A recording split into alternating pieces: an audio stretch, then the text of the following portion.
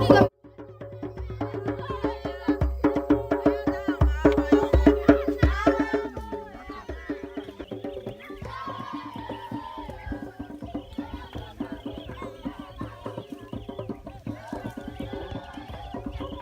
peuple Ewe vit dans la région de Palimé, dans les montagnes du sud du Togo, à la frontière du Ghana.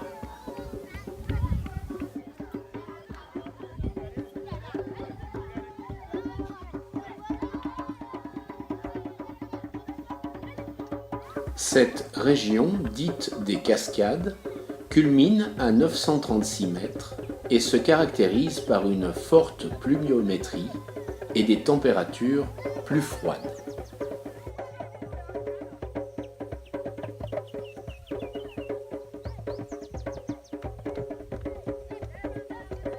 Le paysage vallonné est entièrement cultivé et les forêts sont exploitées pour la sylviculture.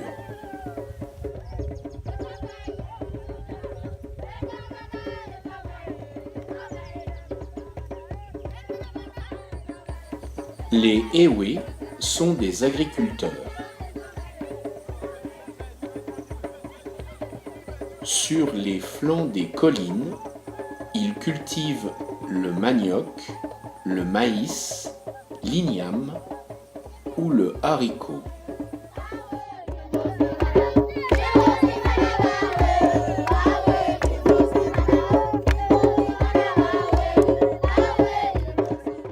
Dans leurs concessions, ils produisent également tomates, poivrons, gombo, oignons, piments, salades, ainsi que des ananas, de la papaye et des bananes.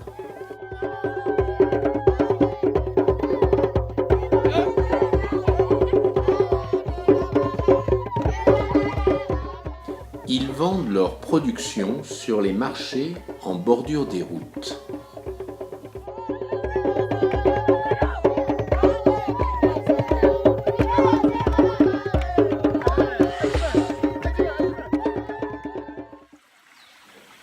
La culture du café est une des clés de la richesse des Ewe.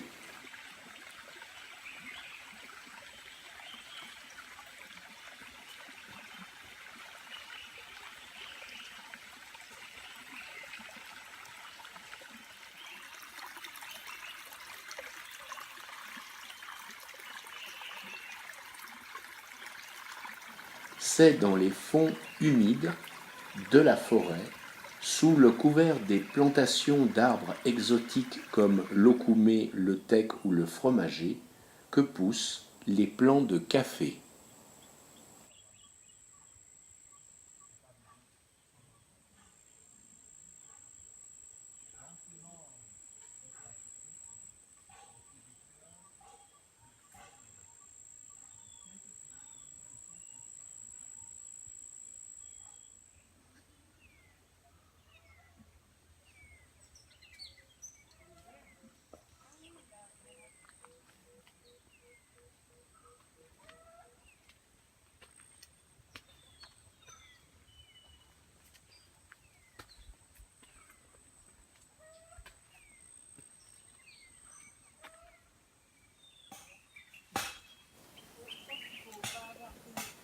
Dans la cour de sa maison, Jean-Baptiste prépare les tables sur lesquelles sécheront les grains de café.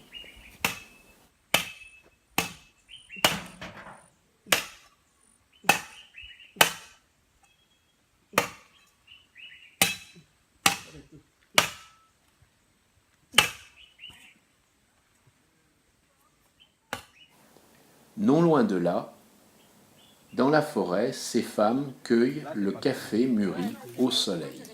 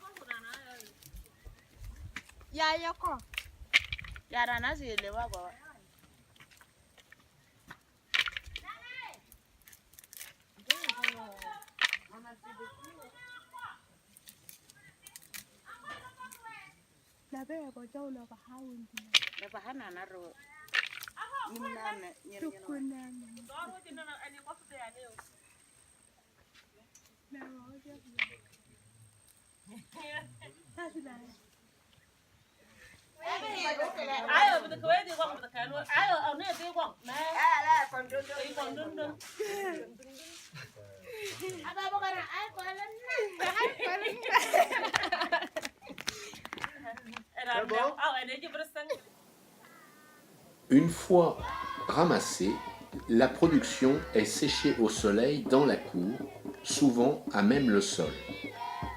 Les grains sont régulièrement retournés et lorsqu'ils sont noirs et secs, ils sont concassés pour en extraire la graine. Celle-ci sera vendue à la coopérative pour être torréfiée et moulue à Palimé ou exportée en Europe.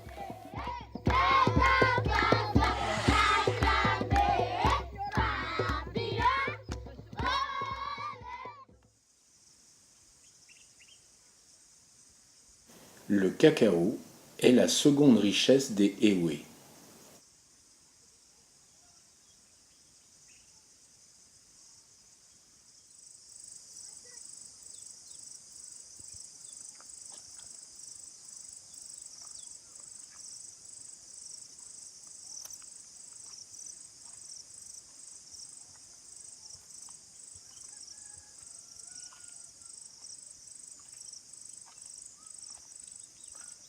Il est 15 heures.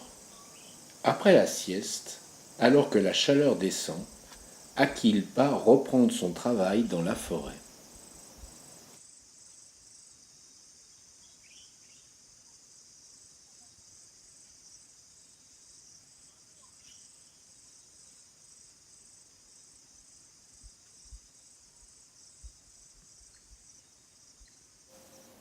C'est sur le haut des collines que se développent les plantations de cacaoyers.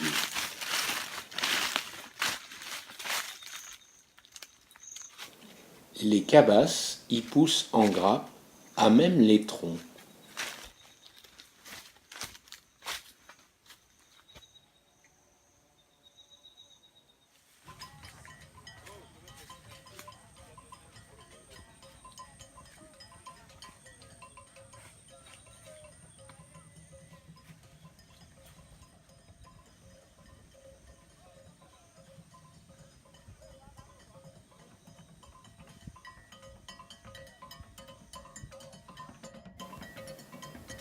À leur maturité, elles prennent une couleur jaune et sont alors prêtes à être cueillies.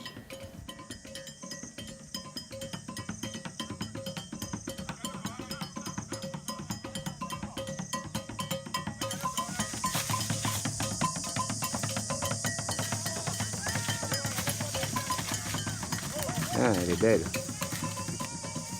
Elles sont ensuite coupées à la machette pour en extraire les fèves qui, une fois séchées au soleil, seront revendues à la coopérative pour être exportées. La torréfaction et la transformation en cacao ne sont pas effectuées en Afrique.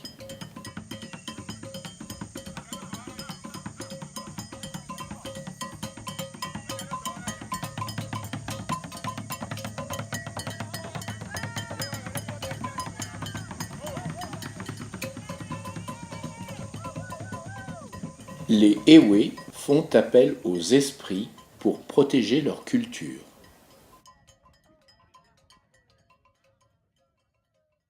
Bien que le christianisme soit très présent dans cette partie du Togo, l'animisme tient encore une place importante dans la vie quotidienne des Ewe. Les offrandes aux ancêtres, les lieux sacrés, les cultes vaudous, les rites initiatiques et les autels dédiés à la virilité et à la fertilité sont omniprésents dans les montagnes et les villages. Dans les collines derrière Palimé se trouve un lieu secret qui raconte une histoire bien triste de la mémoire Ewe. D'après la tradition, c'est dans ces grottes que se seraient cachés les ancêtres pour échapper aux razzias du peuple Akan à la fin du XIXe siècle.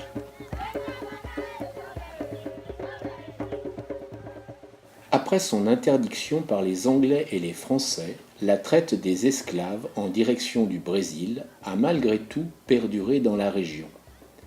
Les Akans, venus du Ghana, chassaient les Ewe pour les revendre aux esclavagistes. Ceux-ci cachaient les esclaves dans les sous-sols de maisons en bordure de la côte. Sous les appartements, les esclaves attendaient pendant des semaines, entassés dans le noir, à même le sol, dans une cave de 80 cm de haut. Lorsqu'ils étaient suffisamment nombreux et qu'un bateau parvenait à forcer le blocus anglais, ils embarquaient de nuit pour l'Amérique du Sud.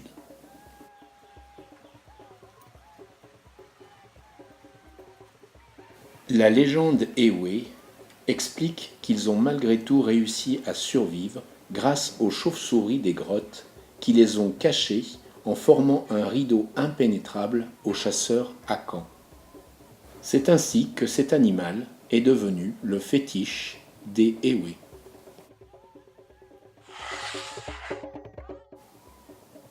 L'habitat Ewe est dispersé dans les collines au cœur de la forêt et de leurs exploitations. Les petits villages datent de l'époque coloniale et se sont organisés au croisement des routes construites par les Allemands autour des missions et des dispensaires. Ils sont les lieux où se déroulent les marchés et où se trouvent les rares commerces et les écoles.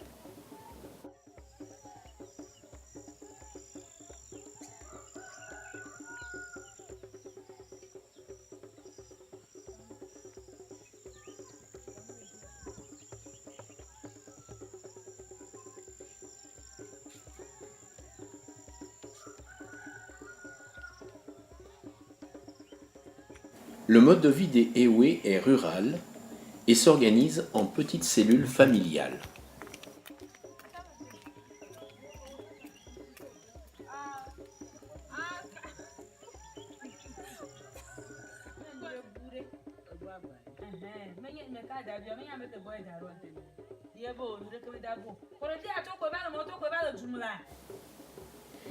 Les maisons sont construites autour d'une cour centrale séparant les chambres des femmes de la chambre de l'homme et de ses dépendances. La cour est un espace de vie communautaire. On y travaille, on y mange, on y joue ou on s'y retrouve pour les soirées et les événements familiaux.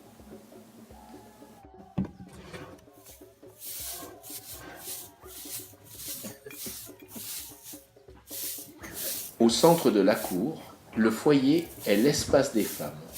Celui-ci peut être couvert par un auvent ou protégé par une case cuisine fermée.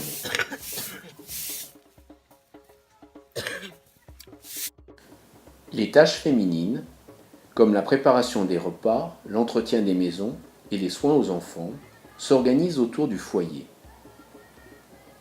Celui-ci est construit à même le sol, sur des fourneaux en terre qui peuvent être mobiles.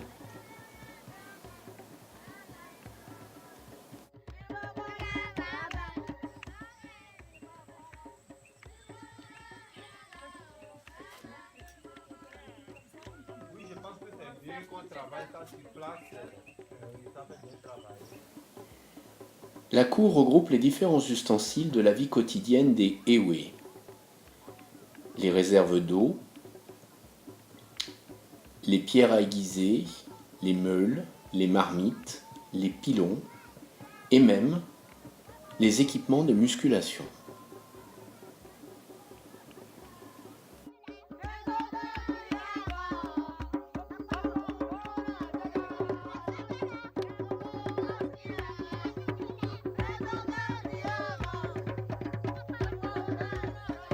La maison Ewe est construite de plain-pied sur une base allongée.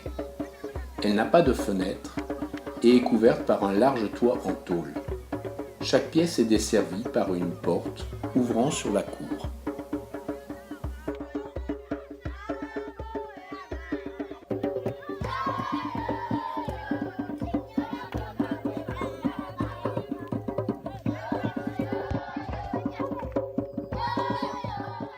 La construction de la maison se fait par corps de logis successifs à mesure de l'agrandissement de la famille. Le sol est aplani et le soubassement en pierre monté. Puis les murs sont dressés par couches de 30 cm à partir de terre récoltée sur place et mélangée à de la paille et de l'eau. Entre deux couches, un temps d'1 à 2 semaines est laissé pour permettre le séchage. Pour couvrir les murs, un large toit en tôle est ensuite installé.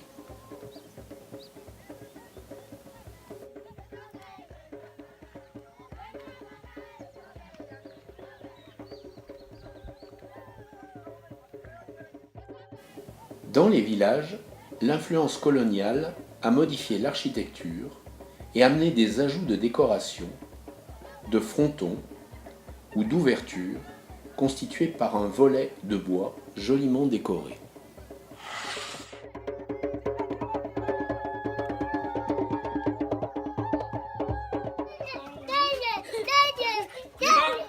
Hey, ça va?